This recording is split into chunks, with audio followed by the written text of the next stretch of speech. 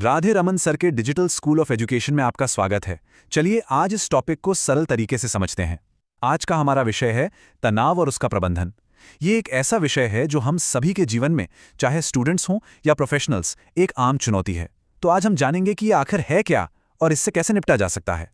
तो सबसे पहले ये समझना बहुत ज़रूरी है कि तनाव, जिसे हम स्ट्रेस कहते हैं, वो सिर्फ एक दिमागी एहसास नहीं है। नहीं, ये एक शारीरिक और भावनात्मक प्रतिक्रिया है जिसका असर हमारे पूरे अस्तित्व पर पड़ता है, यानी कि हमारे मन, शरीर और दिल, तीनों पर। अब तनाव को समझने का एक बहुत ही सरल सा फॉर्मूला है। इसको ऐसे याद रख सकते हैं, तनाव बराबर है अत्यधिक दबाव और असंतुलन। मतलब जब जिंदगी में प्रेशर इतना ज्यादा बढ़ जाए कि हमारा बैलेंस ही बिगड़ जाए, तो बस वही स्थिति तनाव कहलाती है। ये एक बहुत ही महत्वपूर्ण पॉइंट है, इसे ध्यान में रखिएगा। चलिए अब इस टॉपिक में थोड़ा और गहराई से उतरते हैं। सबसे पहले ये समझना जरूरी है कि ये असल में है क्या और ये होता क्यों है। क्योंकि देखिए, किसी भी समस्या को हल करने का पहला कदम तो यही होता है कि उसे अच्छी तरह से समझ लिया जाए, है ना। असल में तनाव हमारे शरीर की एक नेचुरल सर्वाइवल प्रतिक्रिया है, जिसे फाइट और फ्लाइट यानी लड़ो या भागो मैकेनिज्म कहते हैं। जब भी शरीर को किसी खतरे का एहसास होता है तो वो फौरन कॉर्टिसोल और एपिनेफ्रीन जैसे हार्मोन्स रिलीज करता है ताकि उस खतरे का सामना किया जा सके। अच्छा, अब बात करते हैं तनाव के अलग अलग प्रकार और उनके कारणों की। देखिए, सही समाधान खोजने के लिए ये जानना बहुत जरूरी है कि तनाव किस तरह का है और वो आ कहां से रहा है। तो तनाव मुख्य रूप से दो तरह का होता है। पहला है तीव्र तनाव या एक्यूट स्ट्रेस, जो कम समय के लिए होता है, जैसे परीक्षा से पहले वाला टेंशन या इंटरव्यू के दौरान होने वाला प्रेशर। और दूसरा है दीर्घकालिक तनाव यानी क्रोनिक स्ट्रेस, जो लंबे समय तक चलने वाली सिचुएशंस, जैसे पैसों की दिक्कत या किसी रिश्ते में नाखुशी के कारण होता है। तनाव के कुछ आम कारण हम सबकी जिंदगी में आ सकते हैं, जैसे लाइफ में कोई बड़ा बदलाव आ गया, काम का बहुत प्रेशर है, पैसे से जुड़ी कोई समस्या है या फिर सेहत की चिंताएं। अक्सर ये कारण अकेले नहीं बल्कि एक साथ मिलकर तनाव को और बढ़ा देते हैं।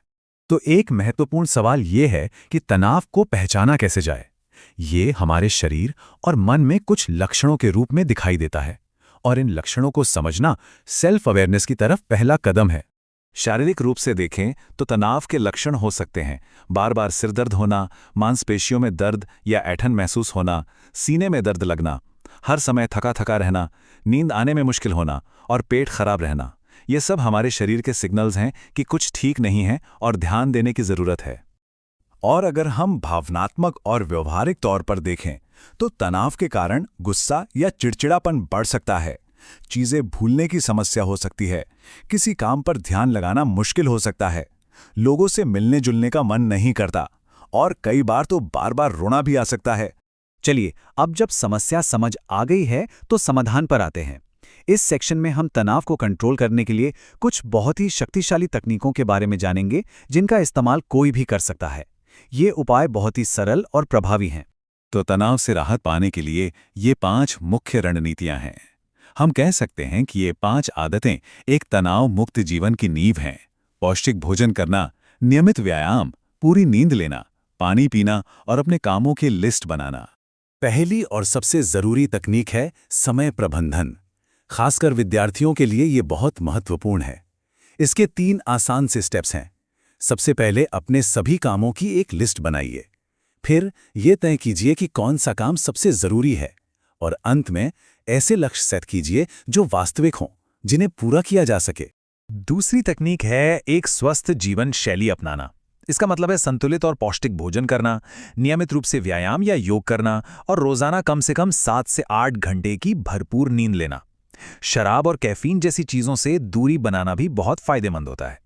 तीसरी बात, मानसिक विश्राम और सामाजिक समर्थन। ये बहुत जरूरी है। गहरी सांस लेने के व्यायाम और ध्यान मन को शांत करते हैं।